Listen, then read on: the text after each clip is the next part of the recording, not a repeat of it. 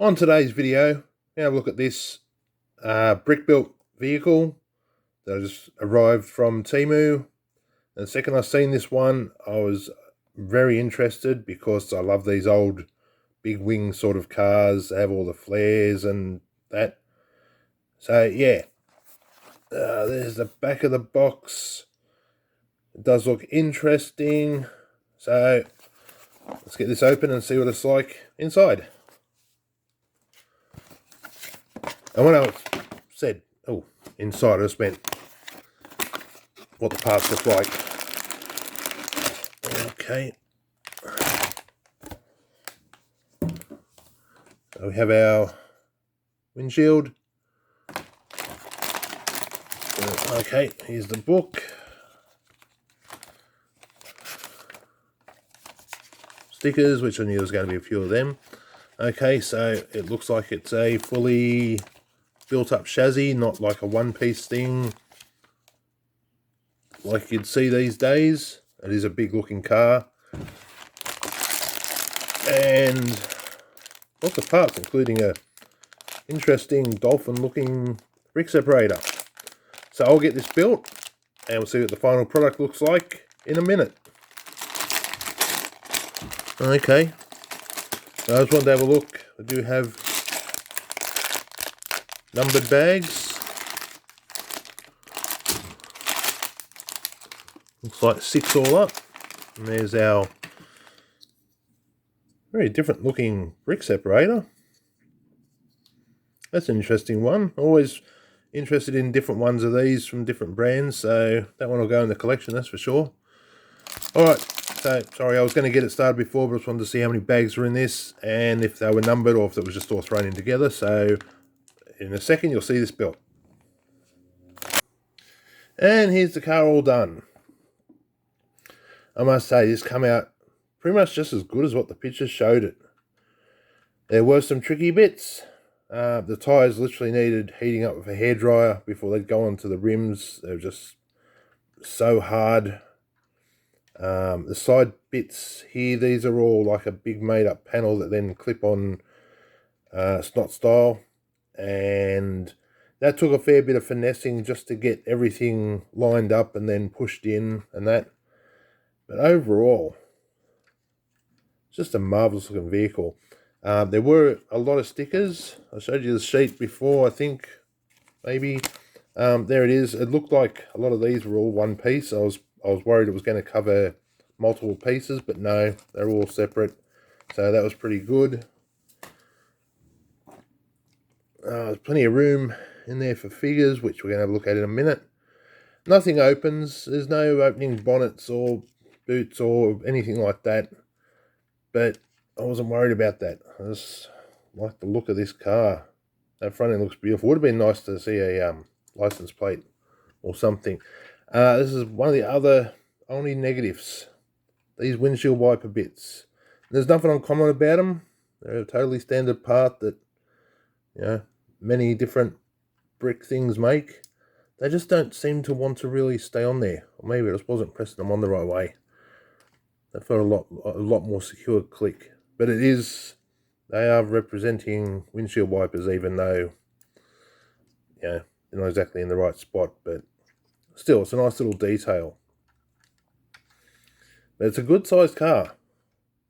As you can see, there's the typical studs you'd see for minifigures.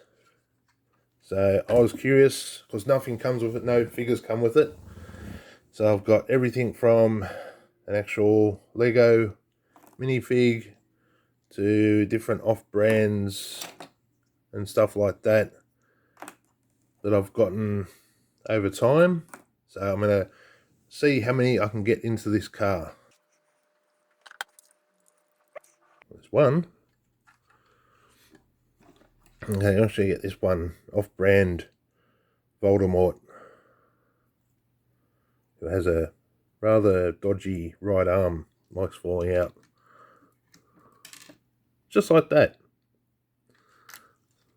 Don't worry, Harry, he's armless. The thing with buying off-brand stuff. There's these 2 coffee mugs in the back, which I found was quite an interesting little design, but I don't know if they're going to get in the way of figures. Alright, so this is one of the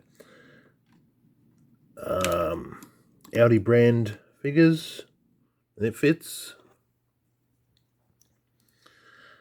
There's another interesting one. This is the one from the Woolworths when they did their bricks thing. And no, those legs are too long to fit in there.